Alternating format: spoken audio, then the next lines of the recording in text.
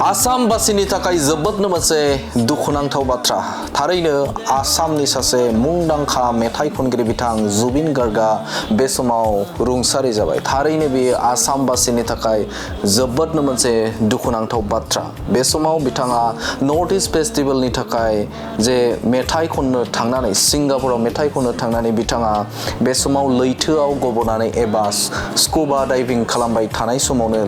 लैथोआव गबनानै बिथाङा रुंसारि जाबाय बे जाथायखौ लानानै आसामनि रायजो राजाफोरा एबा थागिबि सुबुंफोरा बे समाव गनायना लानो गोब्राब मोनदों आरो बे समाव जोंबो बड'लेण्ड बुब्लियाबो बे समाव बिथांनि जे हरखाब जानाय जे जाथाय बे जाथायखौ लाना जोबोदनो मोनसे दुखु मोननाय आरो फोथायनो मोनसे गोब्राब मोनदों जाय असमिया हारि आरो आसामखौ मोनसे मेथाइनि मिलौदो गारांजों बे समाव बयखौबो गोजोन होनाय बिथां जुबिन गार्गआ बे समाव बे बुहुमाव गैलिया थारैनो बे मोनसे फोथायथावनो हायि मोनसे खौरां मानोना बे समाव बयबो मिथिगौ एबा बयजोंबो सिनाय जानो हानाय बिथां जुबिन गार्ग जाय जुबिन गार्गनि मेथाइखौ खोनायोब्लानो बयबो आसामबासि एबा हादरनि सुबुंफोरानो बिथांनि जे मेथाइ खोनासंनानै रंजाथाइखौ लायो आरो बे समावनो बिथां सासे गोख्रों मेथाइ खनगिरि बिथां जुबिन गार्गआ बिथाङा नर्थ इस्ट फेस्टिवलनि थाखाय बे समाव सिंगापुराव मेथाइ खननो थांदोंमोन आरो बे समावनो पेराग्लाइडिंनि उनाव बिथाङा स्कुबा डाइभिं खालामबाय थानाय समावनो हरखाबै बिथाङा लैथोआव गोग्लैनानै बिथाङा गबनानै रुंसारि जाबाय आरो जाय रुंसारि जानायखौ लानानै गोबां सुबुंफोरानो फोथायनो हायाखै नाथाय बाथ्राया सैथोआ बेनो जे बे समाव बिथां जुबिन गार्ग बिथाङा जोंनि गेजेराव बे समाव गैलिया नैबे भिडिअआ जोबथा भिडिअमोन बिथां जुबिन गार्गनि बे जेब्ला बिथाङा नर्थ इस्ट फेस्टिवलनि थाखाय मोनसे बिथाङा अर्गेनाइज खालामनायनि एबा बेखौ बानजायनायनि सायाव बिथाङा बिबुंथि लाखिनायखौ नुनो मोनदों आरो बेनोमोन जुबिन गार्गनि जोबथा भिडिअ आरो जाय भिडिअनि गेजेरजों बिथाङा फोरमायथिदों एबा बिथाङा रोखायै बिथाङा नर्थ इस्ट फेस्टिवलनि थाखाय सिंगापुराव थांनाय रादाबखौ बिथाङा फोरमायथिदों आरो बे आयदाखौ लानानै गोबां दैदेनगिरि एबा राजखान्थियारि दैदेनगिरिफोराबो जोबोदनो मोनसे दुखु मोननाय फोरमायनायखौ नुनो मोनदों आसामनि गिबि मन्त्रि डक्टर हिमन्त बिश्व शर्मा बिथाङाबो बे समाव बे आयदाखौनो लानानै बिसायख'थि फोसावदिं हाबाफारिखौ बिथाङा दोनथ'नायखौ नुनो मोनदों एबा दोनथ'बाय होननानै फोसावदों एबा बे समाव बिसायख'थिया बिटिआर ओनसोलाव जाबाय दं आरो बे बिटिसि बिसायख'थि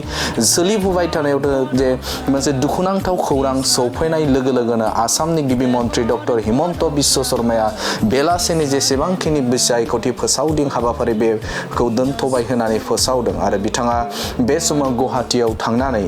बिथाङा माबोरैहाय जुबिन गार्ग बिथांखौ सिंगापुरनिफ्राय लाबोनाय जागोन बेनि थाखाय थियारि खालामनो थाखाय बे समाव गुवाहाटीसिम दावबायफिनलांगोन होननानै बाथ्रा बुंथिदों बिथां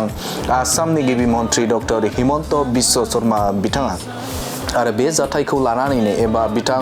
हारिनि सासे सम्पद एबा बे आसामनि सासे सम्पद बिथां जुबिन गार्ग बे जुबिन गार्गनि जे हरखाब रुंसारि जानाय बे रुंसारि जानाया जोबोदनो मोनसे दुखुनांथाव आरो हादर नाङैनो आरो आसामबासिनि थागिबि रायजो राजाफोरनि थाखायनो जोबोदनो मोनसे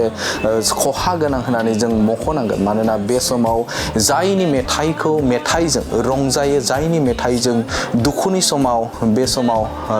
समाव बिथांनि देंखोखौ खोनासङो आरो जायनि देंखोखौ लानानै बे समाव आसामा मोनसे गौरब अनुभब खालामो एबा जों गौरब होनानै गावखौ साननानै लायो दा बेफोरबायदि सासे गागि आरो सासे देंखोगिरि बे देंखोगिरि रुंसारि जानाया जोबोदनो नैबे समाव दुखुनांथाव होननानै जों मख'नांगोन आरो बड'लेण्ड बुब्लियाबो बिथांनि जे हरखाबै रुंसारि जानाय बे रुंसारि जानायखौ लानानै जोबोदनो मोनसे दुखु मोननाय फोरमायदों रादाबखौ फरायनो सानाखैमोन नाथाय बे समाव बिथांनि जे बेफोरबायदि जे दुखुनांथाव एबा हारिनि थाखाय आरो आसामबासिनि थाखाय सासे गेदेमा सुबुं बे सुबुंनि जे बेफोरबायदि हरखाबै रुंसारि जानाय जे खौरां बे खौरांखौ जों बड'लेण्ड बुब्लिया फरायसाफोरा बे समाव फरायनो थाखाय बा फरायनो मोनगोन होननानै जों सानाखैमोन नाथाय बाथ्राया सैथोआ बेनो जे बे समाव बिथां जुबिन गार्गआ बे समाव जोंनि गेजेराव गैलिया आरो बे जाथायखौ लानानैनो बे समाव जोबोदनो सावथुन मुलुगनिफ्राय लानानै बिथांनि जे फेनफोर एबा बिथांखौ जे मोजां मोननाय बे मोजां मोननाय सुबुंफोरा बे समाव समाजारि बिजोङाव गोबांनो दुखु मोननाय फोरमायनायखौ नुनो मोनदों आरो फोथायनो गोब्राब मोनदों जे बिथाङा बे समाव जोंनि गेजेराव गैलिया आरो नैबे भिडिअ'आनो जोबथा भिडिअ'मोन बिथां जुबिन गार्गनि आरो बे जुबिन गार्गआ बेसोर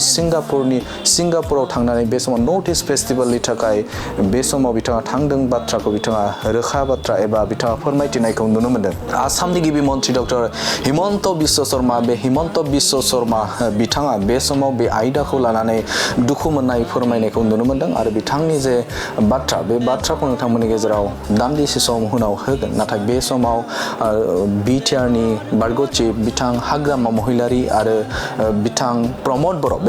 बर'आबो बे आयदाखौ लानानै दुखु मोननाय फोरमायनायखौ नुनो मोनदों आरो गोबां दैदेनगिरि एबसुनि आफादगिरि बिथां दिपेन बर' बिथांखौबो बे आयदाखौ लानानै दुखु मोननाय फोरमायनायखौ नुनो मोनदों। बिथां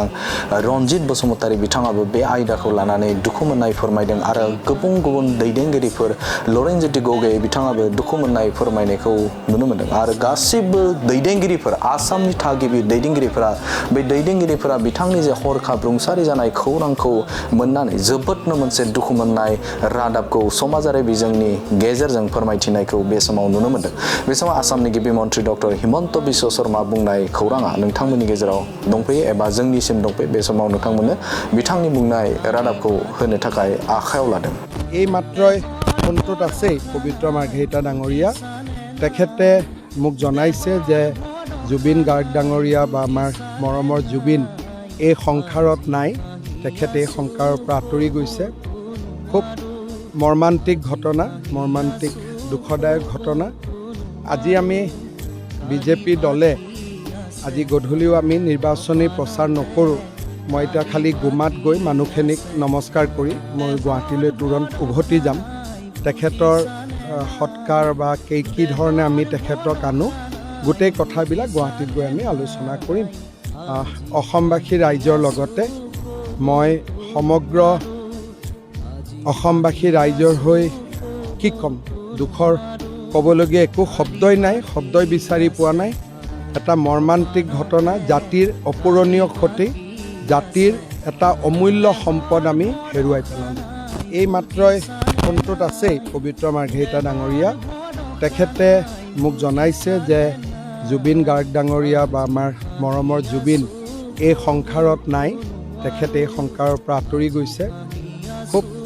মৰ্মান্তিক ঘটনা, মৰ্মান্তিক দুখদায়ক ঘটনা। আজি আমি বিজেপি দলে আজি গধূলিও আমি নিৰ্বাচনী প্ৰচাৰ নকৰোঁ। মই এতিয়া খালি গুমাত গৈ মানুহখিনিক নমস্কাৰ কৰি মই গুৱাহাটীলৈ তুৰন্ত উভতি যাম। তেখেতৰ সৎকাৰ বা কি ধৰণে আমি তেখেতক আনো গোটেই কথাবিলাক গুৱাহাটীত গৈ আমি আলোচনা কৰিম। অসমবাসী ৰাইজৰ লগতে মই সমগ্ৰ অসমবাসী ৰাইজৰ হৈ কি ক'ম, দুখৰ ক'বলগীয়া একো শব্দই নাই, শব্দই বিচাৰি পোৱা নাই। এটা মৰ্মান্তিক ঘটনা, জাতিৰ অপূৰণীয় ক্ষতি, জাতিৰ এটা অমূল্য সম্পদ আমি হেৰুৱাই পেলালোঁ। এই মাত্ৰই ফোনটোত আছেই পবিত্ৰ মাৰ্ঘেৰিটা ডাঙৰীয়া তেখেতে মোক জনাইছে যে জুবিন গাৰ্গ ডাঙৰীয়া বা আমাৰ মৰমৰ জুবিন এই সংসাৰত নাই, তেখেতে এই সংসাৰৰ পৰা আঁতৰি গৈছে। খুব মৰ্মান্তিক ঘটনা, মৰ্মান্তিক দুখদায়ক ঘটনা। আজি আমি বিজেপি দলে আজি গধূলিও আমি নিৰ্বাচনী প্ৰচাৰ নকৰোঁ। মই এতিয়া খালি গুমাত গৈ মানুহখিনিক নমস্কাৰ কৰি মই গুৱাহাটীলৈ তুৰন্ত উভতি যাম। তেখেতৰ সৎকাৰ বা কি ধৰণে আমি তেখেতক আনো গোটেই কথাবিলাক গুৱাহাটীত গৈ আমি আলোচনা কৰিম। অসমবাসী ৰাইজৰ লগতে মই সমগ্ৰ অসমবাসী ৰাইজৰ হৈ কি ক'ম, দুখৰ ক'বলগীয়া একো শব্দই নাই, শব্দই বিচাৰি পোৱা নাই। এটা মৰ্মান্তিক ঘটনা, জাতিৰ অপূৰণীয় ক্ষতি, জাতিৰ এটা অমূল্য সম্পদ আমি হেৰুৱাই পেলালোঁ।